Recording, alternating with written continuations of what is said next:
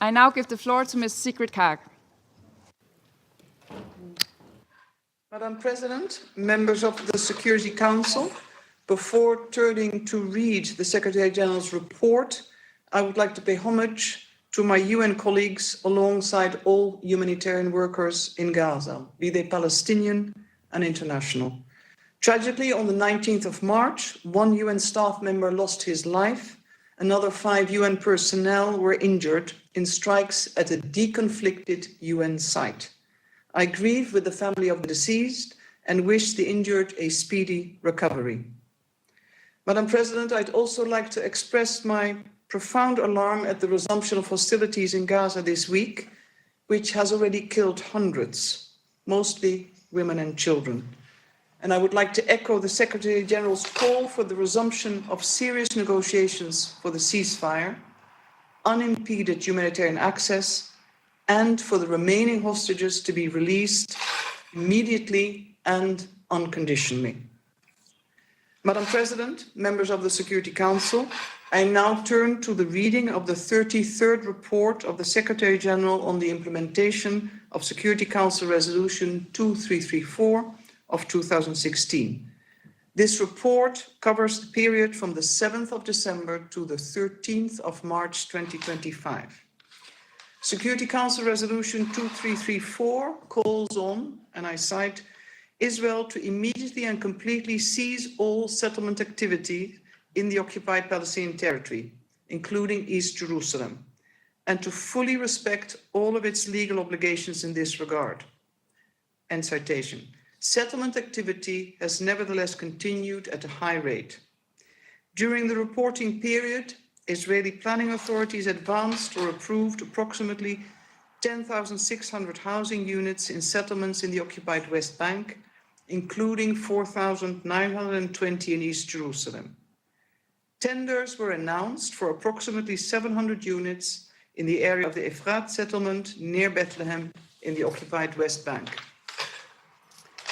Demolitions and seizures of Palestinian-owned structures accelerated across the occupied West Bank, including East Jerusalem.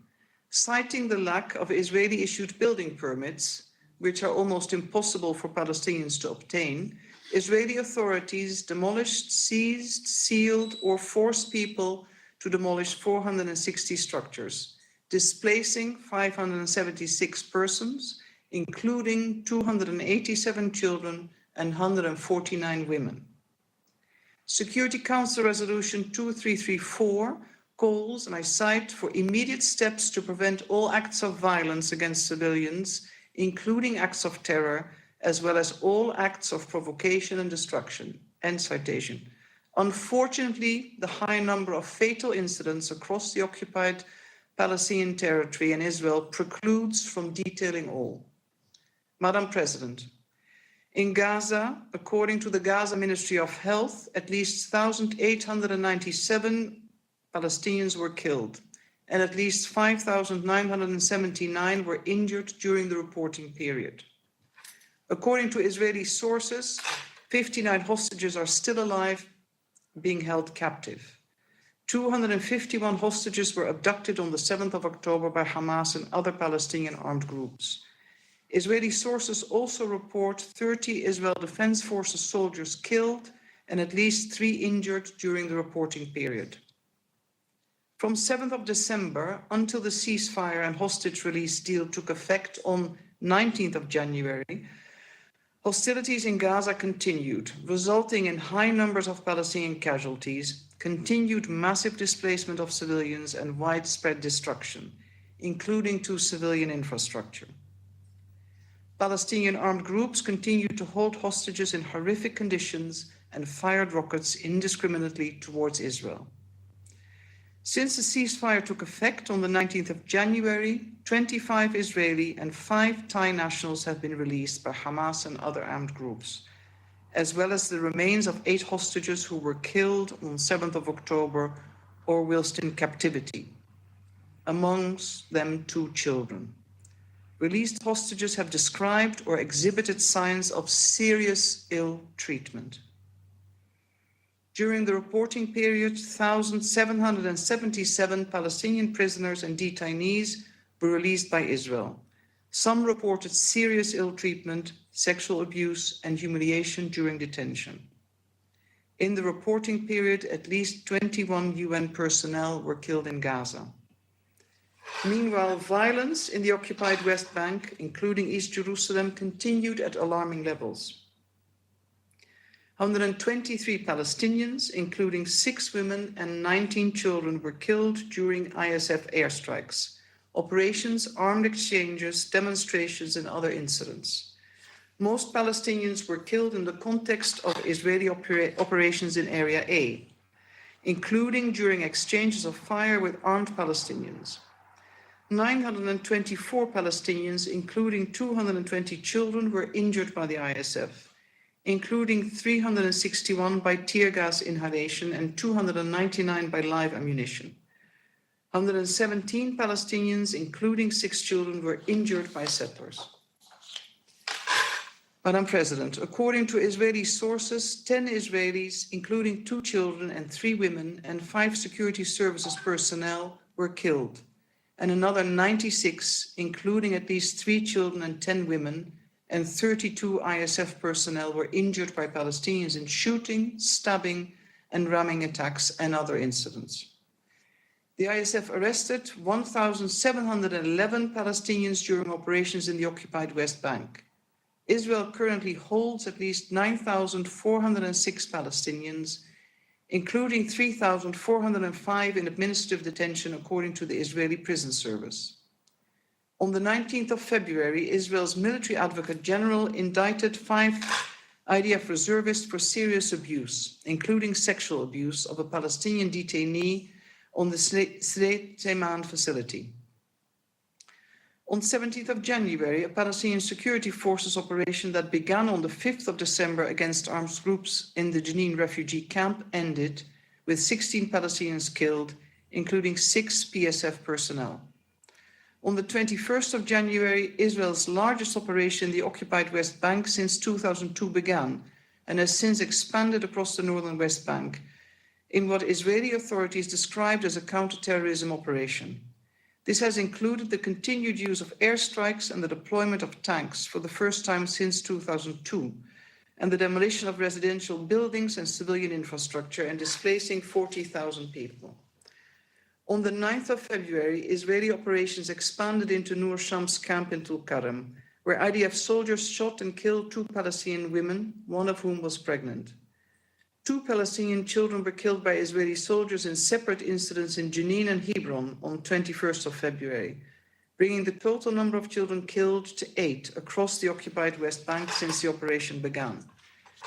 The IDF demolished 23 residential buildings in Jenin refugee camp on the 2nd of February and another 14 in Tulkarem refugee camp on 18th of February, stating it was targeting terrorist infrastructure. The Jenin, Tulkarem, and Nur Shams refugee camps have been nearly emptied of their residents.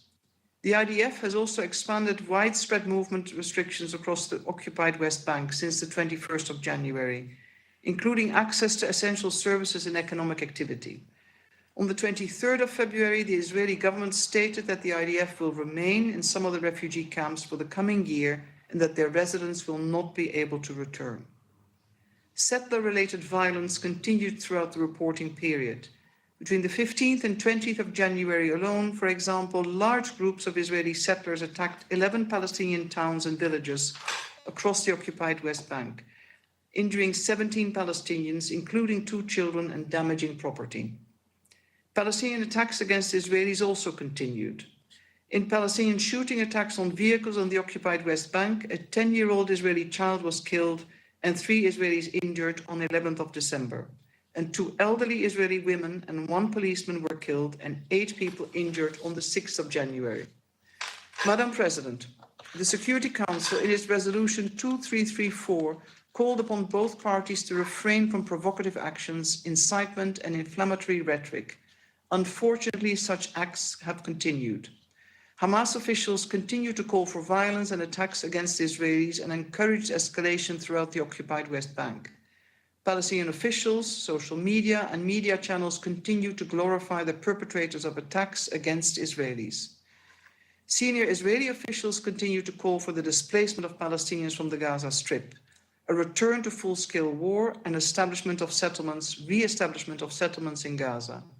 Two ministers called on the prime ministers to, citation, open the gates of hell, end of citation, on Gaza if all hostages are not released, taking over the entire strip, removing its population and cutting off electricity, water and humanitarian assistance.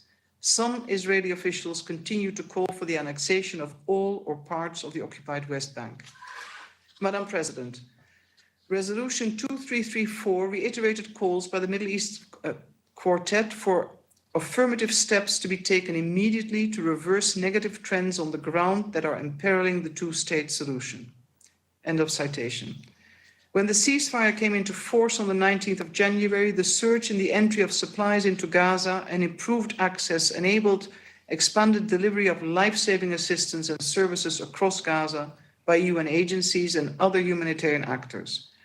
Over 57,000 metric tons of food was brought into the Gaza Strip in the first month, and more than 1.9 million people have received food parcels since the ceasefire began. However, since the 2nd of March, the entry of all humanitarian and commercial supplies into Gaza have been halted by the Israeli authorities, severely impacting humanitarian operations. Israel has also cut power to southern Gaza's desalination plant, limiting clean water access for 600,000 people. On the 1st of February, medical evacuations started through Rafah crossing into Egypt. According to the WHO, between 12,000 and 14,000 people, including over 4,500 children, remain in urgent need of medical evacuation. On the 18th of February, the World Bank, the UN, and the EU, in consultation with the Palestinian Authority, released the Interim Rapid Damage and Needs Assessment Report for Gaza and the occupied West Bank. This estimated 53.2 billion is needed over the next decade, primarily for Gaza. On the 30th of January, Israeli legislation that seeks to prevent UNRWA from operating in the territory that Israel regards as being part of the State of Israel, which includes East Jerusalem, came into effect. On 18th of February, Israeli forces and municipality personnel forcefully entered the UNRWA Kalandia training center in East Jerusalem, fired tear gas and sound bombs in its vicinity, and ordered its immediate evacuation, impacting at least 350 students and 30 staff members. Israeli police officers also went to several UNRWA schools in occupied East Jerusalem and ordered their closure. The PA's financial situation remains precarious. On the 12th of January, the Israeli Minister of Finance announced the full repayment of debt it claims was owed by the PA to the Israeli Electric Company by transferring 550 million of the 1.2 billion of Palestinian clearance revenues that Israel has withheld from the PA since October 2023. President Abbas issued a decree on 10th of February cancelling payments by the PA to families of Palestinians killed during or imprisoned following attacks on Israelis. The decree specified that social welfare support based on need will be provided to families through a separate entity. Madam President, in Resolution 2334, the Security Council also called upon all states, and I quote, to distinguish in their relevant dealings between the territory of the State of Israel and the territories occupied since 1967, end citation. No new steps are known to have been taken in the reporting period. Resolution 2334 also called upon, I quote, all parties to continue inter alia to exert collective efforts to launch credible negotiations on all final status issues in the Middle East peace process, end quote. On 19th of January and 17th of February, the third and fourth meeting of the Global Alliance for the Implementation of the Two-State Solution were held in Oslo and Cairo, respectively. The meetings continue to advance efforts towards the implementation of the two-state solution while supporting the ceasefire and hostage release deal. On March 4th, Egypt hosted an emergency summit of the League of Arab States, which endorsed the Arab Islamic Gaza reconstruction plan prepared by Egypt and the Palestinian Authority. Madam President, in closing, allow me to share the Secretary General's observations on the implementation of Security Council Resolution 2334. 1. The Secretary General once again strongly condemns the horrific acts of terror by Hamas and other Palestinian armed groups on the 7th of October 2023 and the continued holding of hostages in Gaza. Hostages must be released immediately and unconditionally. The Secretary General also condemns the reported ill treatment of hostages, as well as the fact that there are reasonable grounds to believe the hostages may be subjected to sexual violence and abuse. The Secretary General also reiterates his condemnation of Hamas' abhorrent public displays accompanying the release of living and deceased hostages. While in captivity, hostages must be treated humanely and allowed to receive assistance from the International Committee of the Red Cross. 2. The Secretary General again unequivocally condemns the widespread killing and injury of civilians and the destruction of civilian infrastructure in Gaza. Nothing can justify the collective punishment of the Palestinian people. He mourns UN staff killed in Gaza and strongly condemns the killing of all humanitarian personnel. The Secretary General reiterates his call for the full investigation of all such incidents and accountability for any violations of international law that may have been committed. He also strongly condemns the reported ill treatment, including sexual abuse of Palestinian prisoners and detainees in Israeli detention facilities, and recalls that their release must also be carried out in a dignified manner. He stresses the importance of ensuring the humane treatment of all individuals deprived of their liberty, including freedom from any form of torture and abuse. 3. The Secretary General also condemns indiscriminate attacks and the use of human shields, which are prohibited by international humanitarian law. He urges all parties to respect their obligations under international humanitarian law and international human rights law. 4. The Secretary General reiterates his call for a sustained ceasefire and urges the parties to redouble efforts to end human suffering. He commends the efforts of the mediators, Egypt, Qatar, and the United States, to facilitate the implementation of the deal in full, as well as concerted international efforts, including in the region, to support an end to the war and plan for recovery and reconstruction of Gaza. He rejects the forced displacement of the Palestinian population from any part of the occupied Palestinian territory, which would constitute a grave violation of international human rights and humanitarian law.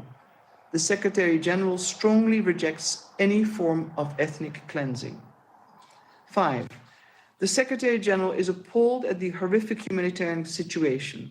Humanitarian aid is not negotiable.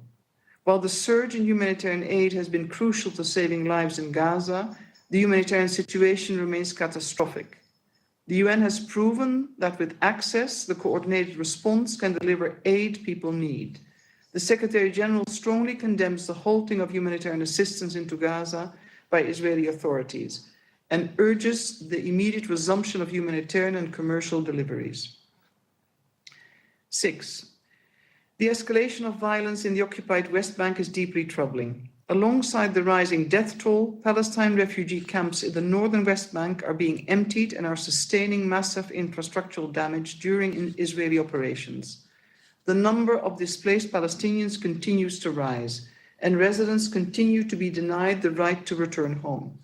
The Secretary General is deeply concerned by any long-term presence of Israeli security forces in the camps, which would further undermine the Palestinian Authority and be contrary to Israel's obligation to end its unlawful continued presence in the occupied Palestinian territory, as affirmed by the International Court of Justice. 7. The Secretary General urges security forces to exercise maximum restraint and use lethal force only when it's strictly unavoidable to protect life. Il condamne vigoureusement tout acte de violence visant les civils, y compris les actes de terrorisme. The Secretary General is alarmed by the lethal attacks carried out by Israeli settlers against Palestinians, including sometimes in the proximity and with the support of the Israeli security forces, as well as by Palestinians against Israelis. All perpetrators must be held accountable. The continued use of heavy weaponry in the occupied West Bank, including in residential areas, is extremely concerning. The Secretary General also recalls that Israel, as the occupying power, has a responsibility to ensure that the civilian population is protected against all acts of violence. The relentless expansion of Israeli settlements, 8, is dramatically altering the landscape and demographics of the occupied West Bank, including East Jerusalem. Palestinians are increasingly confined into shrinking and disconnected areas, presenting an existential threat to the prospect of a contiguous, viable, independent Palestinian state. The Secretary-General reiterates that settlements have no legal validity and constitute a flagrant violation of international law. The demolition and seizure of Palestinian-owned structures entail numerous human rights violations and raise concerns about the risk of forcible transfer. The Secretary-General once again urges the government of Israel to abide by its obligation under international law and recall the finding by the International Court of Justice in its advisory opinion of 19th of July 2024, which declared inter alia that the State of Israel is under an obligation to cease immediately all new settlement activities and to evacuate all settlers from the occupied Palestinian territory. 9. The Secretary-General reiterates his call to the parties for the status quo at the holy sites in Jerusalem to be respected and upheld, taking into account the special and historic role of Jordan. 10. The implementation of 2 Knesset laws concerning UNRWA could dramatically hinder efforts to ease human suffering. The Secretary-General reiterates there is no alternative to UNRWA. He condemns the breach of the inviolability of the United Nations premises in the occupied Palestinian territory and the attempt to forcibly enter UNRWA schools and to seek their closure. National legislation cannot alter Israel's obligation under international law. 11. The Secretary-General welcomes ongoing efforts by regional countries, international partners, and the Palestinian Authority to plan for Gaza's reconstruction, including the Gaza Reconstruction Plan endorsed by and at the Arab League Organization of Islamic Cooperation. The UN will continue to work closely with the Palestinian Authority and all stakeholders to ensure a future for Gaza that provides for protection, recovery, and reconstruction for Palestinians to remain in Gaza, and security for Israel. This will require establishing appropriate security and governance frameworks. Gaza and the occupied West Bank, including East Jerusalem, must be treated as one, politically, economically, and administratively. 12. We must work collectively to establish a political framework that outlines tangible, irreversible, and time-bound steps. The occupation must end as rapidly as possible. A viable 2-state solution, Israel and Palestine, of which Gaza is an integral part, living side by side in peace and security, on the basis of United Nations resolutions, previous agreements, and international law, with Jerusalem as the capital of both states, is long overdue. The United Nations will continue to support all efforts towards that goal. End of reading. Thank you. I thank Special Coordinator Kaag for her briefing. I now give the floor to those council members